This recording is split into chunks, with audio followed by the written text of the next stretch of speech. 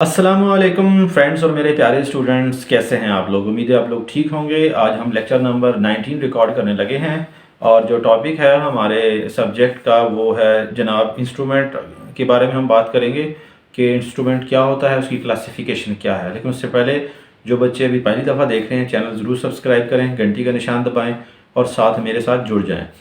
दोस्तों, जब भी आप बाज़ार से कोई चीज़ ख़रीदने के लिए जाते हो तो ज़ाहिरी बात है आपको पैमाइश करने की ज़रूरत पड़ती है। चाहे आप सौदा सलफ़ लेने जाओ, चाहे कपड़े लेने जाओ या कोई भी बारदाना वगैरह सेल करो या परचेज़ करो, उसमें आपको पैमाइश लेने की ज़रूरत पड़ती है।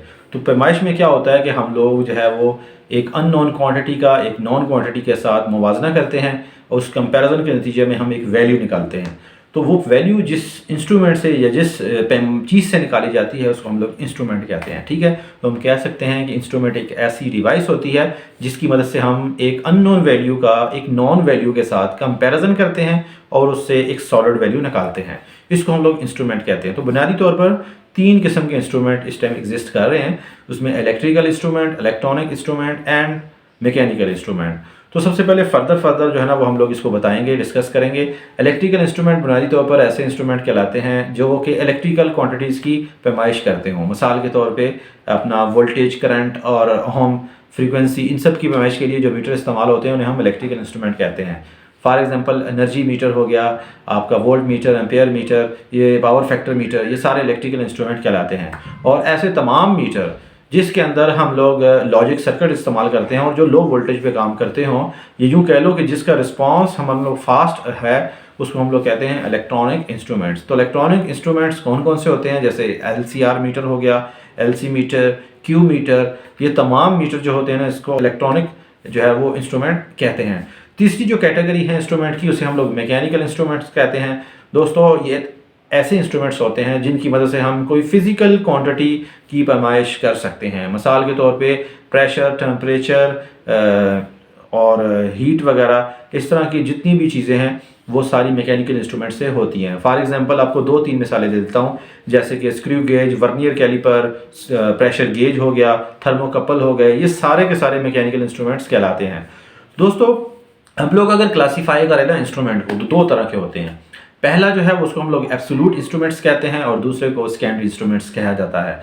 एब्सोल्यूट्स को कहते हैं मुतलिक आलात, यानी ऐसे तमाम इंस्ट्रूमेंट जिसके अंदर हम लोग किसी भी वेरिएबल या किसी भी क्वांटिटी की वैल्यू मेजर करते हैं in the form of constant value. यूँ कह सकते हो कि इसके अंदर हम लोग डिफ्लेक्शन करके आउटपुट हासिल नहीं करते, बल्कि इससे हमें कोई कांस्टेंट वैल्यू मिलती है, उसको हम किसी फार्मूले में डालते हैं और वहाँ से हमें आउटपुट मिलती है। इस तरह के जो इंस्ट्रूमेंट्स होते हैं ये एक्यूरेट होते हैं, इनको हम लेबॉर्ट्रीज में इस्तेमाल करते हैं और यूजुअली इसको दूसरे इंस्ट्रूमेंट्स की कैलिब्रेशन के लिए हम यूज़ करते हैं। फॉर एग्जांपल गैल्वानोमीटर वगैरह हो गया। दूसरा जो है वह सेकेंडरी टाइप इंस्ट्रूमेंट को हम लोग सानवी आलात कहते हैं। ऐसे तमाम इंस्ट्रूमेंट जिसके अंदर डिफ्लेक्शन या पॉइंटर की मदद से हम लोग रीडिंग लेते हैं, ऐसे तमाम इंस्ट्रूमेंट को हम सेकेंडरी इंस्ट्रूमेंट कहते हैं। जैसे आप रोज़मर्रा मामलात में इस्तेमाल करते हैं वोल्ट मीटर, एम्पेयर मीटर, ओम मीटर, ये सारे सेकेंडरी इंस्ट्रूमेंट कहलाते हैं। अगर आप टाइप्स की बात करें ना सेकेंडरी इंस्ट्रूमेंट्स की, तो टोटल 4 उसकी टाइप्स हैं। तो सबसे पहली जो टाइप्स है ना उसको हम लोग कहते हैं इंडिकेटिंग टाइप इंस्ट्रूमेंट्स।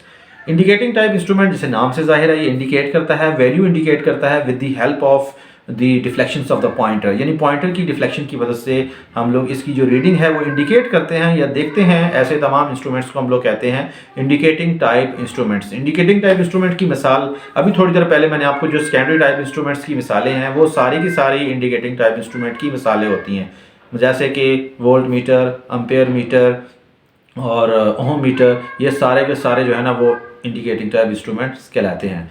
तो दूसरा जो टाइप्स है उसे हम लोग कहते हैं रिकॉर्डिंग टाइप इंस्ट्रूमेंट, यानी ऐसे इंस्ट्रूमेंट जिसके अंदर आप किसी भी इलेक्ट्रिकल क्वांटिटी या उसकी वैल्यू को हम लोग रिकॉर्ड करते हैं, चाहे वो उसकी प्रेजेंट वैल्यू हो या उसकी पास्ट वैल्यू हो, और इसको हम लोग रिकॉर्ड करते हैं किसी पेपर के ऊपर और with the help of pen. ये ज़्यादातर हमारे पास इंस्ट्रूमेंट्स इस्तेमाल होते हैं ग्रिड स्टेशंस के अंदर। अब जैसे इसकी मिसाल एक दे दूं, जैसे ECG मशीन हो गई। ECG मशीन में आप पूरा एक रोल डालते हैं पेपर का और जब तक आप उसको इनपुट प्रोवाइड करते हैं तो ना सिर्फ आपको वो प्रेजेंट वैल्यू को रिकॉर्ड करके देता है बल्कि आपकी कुछ टाइम पहले वाली वैल्यू भी आपको दिखाता है। ऐसे इंस्ट्रूमेंट्स को हम लोग रिकॉर्डिंग टाइप इंस्ट्रूमेंट कहते हैं। तो दोस्तों, थर्ड जो कैटेगरी है उसको हम लोग इंटीग्रेटिंग टाइप इंस्ट्रूमेंट कहते हैं। दोस्तों, इंटीग्रेटिंग टाइप इंस्ट्रूमेंट इंटीग्रेशन से निकला है। जैसे इंटीग्रेशन का मतलब होता है एरिया अंडर दी कर्व। यूँ कह लो कि इसकी एक लिमिट्स पॉइंट होती है, स्टार्ट पॉइंट और एंड पॉइंट। तो हम ये कह सकते हैं कि ये इंस्ट्रूमेंट ना सिर्फ आपको मखसूस टाइम के लिए एक मखसूस आउटपुट फ्राहम करते हैं, यानी आपको ना सिर्फ प्रेजेंट वैल्यू देते हैं बल्कि पिछले कुछ अरसे पुरानी भी वैल्यू देते हैं, यानी पास्ट वैल्यू भी देते हैं। ऐसे तमाम इंस्ट्रूमेंट को इंटीग्रेटिंग कहते हैं। अब यूँ कह सकते हो कि ये ऐसे इंस्ट्रूमेंट जो कि वैल्यू को जमा करके देते हैं। अब इसकी एक मिसाल ये है कि जैसे आपके घर में लगा हुआ एनर्जी मीटर है जो कि बिजली की पैमाइश करता है, यानी आपने कितनी एनर्जी वेस्ट की है या कंज्यूम की है उसको वो जमा करके दिखाता है। इसको हम लोग कहते हैं इंटीग्रेटिंग टाइप इंस्ट्रूमेंट।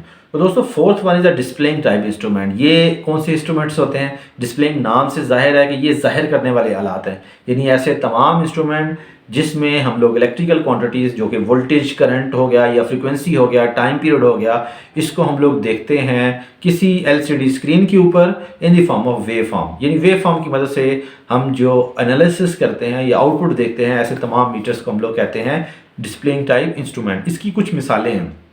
मिसाल के तौर पे आपका जो ऑसिलोस्कोप है उसके ऊपर आप वोल्टेज करंट की वेव फॉर्म को देख सकते हैं। इसी तरीके से आप जो है वो MRI, CT scan, ultrasound, x ray, ये तमाम ऐसी चीज़ें हैं जिसमें आप डिस्प्ले यूनिट के ऊपर आउटपुट देख रहे होते हैं। तो ये तो डिस्प्लेइंग टाइप है। तो अगर आप बनावट के लिहाज से देखें ना तो इंस्ट्रूमेंट, आप जब इंस्ट्रूमेंट चेक करते हैं ना तो दो किस्म के आप चेक करते हैं।